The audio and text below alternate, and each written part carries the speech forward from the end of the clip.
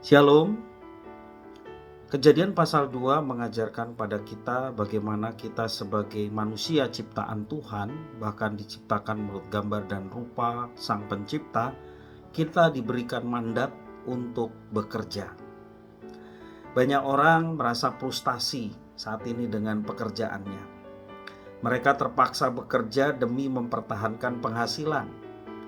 Ada sebuah survei yang menyebutkan bahwa 90% karyawan tidak menyukai pekerjaan mereka. Tentu saja ini berdampak dari produktivitas pekerjaan mereka. Sehingga dalam survei lainnya ada sebanyak 50% karyawan tidak merasa puas dengan hasil kerja mereka. Sebagian orang memandang pekerjaan itu sebagai beban. Bahkan ada juga yang menganggap pekerjaan itu sebagai kutukan atau hukuman dari Tuhan.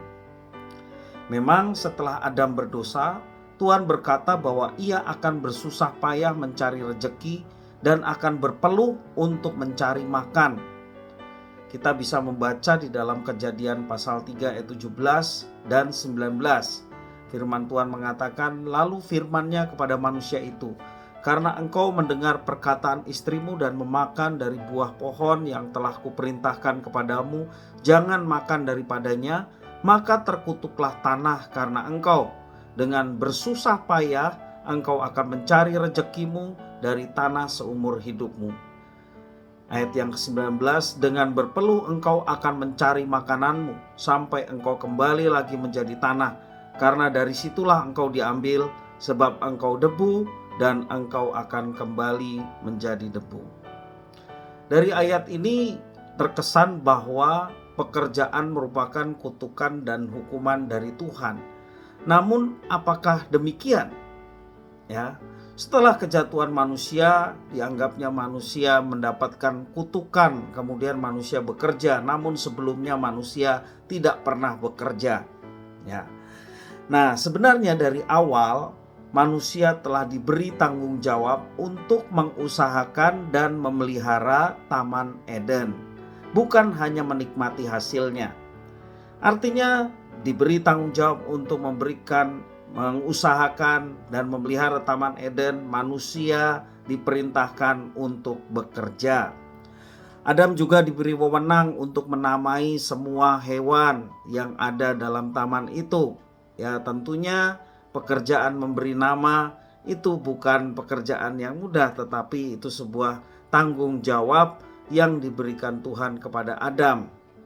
Dan tentunya mereka bekerja dengan banyak hal. Bedanya, bekerja di dunia yang berdosa setelah kejatuhan, tentunya itu jauh lebih sulit. Jadi dari pemahaman ini kita belajar bahwa pekerjaan bukanlah hukuman atau kutukan, tetapi pekerjaan di dunia yang berdosa itu jauh lebih sulit dibanding pekerjaan yang dilakukan manusia sebelum kejatuhan. Jadi ternyata bekerja sekali lagi bukanlah hukuman.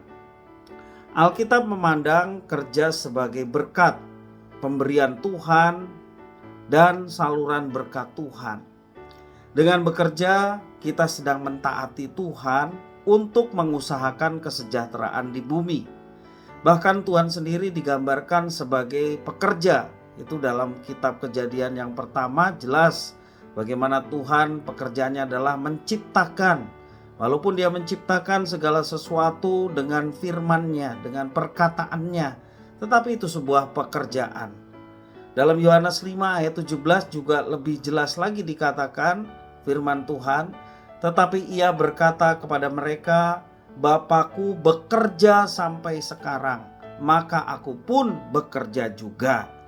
Jadi jelas bahwa Tuhan Allah Bapa, demikian juga Yesus Kristus bekerja.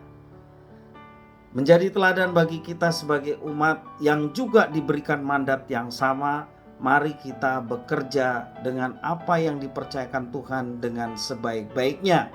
Menyadari bahwa Tuhan Allah dapat dimuliakan melalui pekerjaan kita tentunya akan mendorong kita bekerja dengan sebaik-baiknya. Sebab kerja juga menjadikan kita bermanfaat bagi sesama. paling tidak keluarga kita, atau juga sesama yang lain tentunya. Kalau kita bekerja dalam sebuah instansi, baik perusahaan ataupun swasta ataupun wirausaha, tentunya ada orang-orang yang mendapatkan berkat melalui setiap pekerjaan yang kita lakukan. Sebab bekerja bukan saja memberkati kita, tetapi juga bisa memberkati orang lain. Karenanya kita bekerja dengan segenap hati, seperti untuk Tuhan dan untuk memuliakan Tuhan. Sebagaimana Kolose pasal 3 ayat 23 mengatakan, apapun juga yang kamu perbuat, perbuatlah dengan segenap hatimu seperti untuk Tuhan dan bukan untuk manusia. Juga di dalam 1 Korintus pasal 10 ayat 31 menjelaskan, jika engkau makan atau jika engkau minum atau jika engkau melakukan sesuatu yang lain, lakukanlah semuanya itu untuk kemuliaan Allah. Usahakanlah kualitas terbaik melalui pekerjaan kita, karena melaluinya kita dapat memuliakan nama Tuhan. Tuhan Yesus memberkati.